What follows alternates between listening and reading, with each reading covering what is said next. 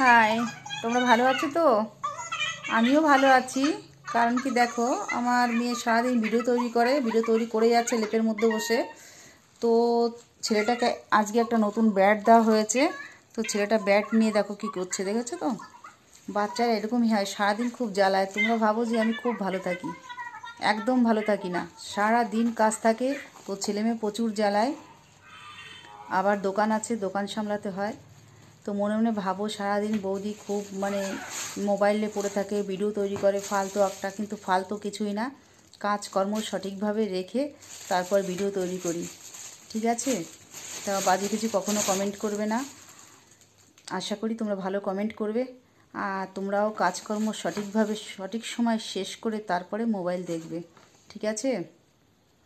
তো আর কি বলবো, আর কিছু বলবো না। আমার মেয়ে মোবাইল দেখেই যাচ্ছে। তো কিছু তো বলার নেই। তোমরা ভালো থাকবে, সুস্থ থাকবে।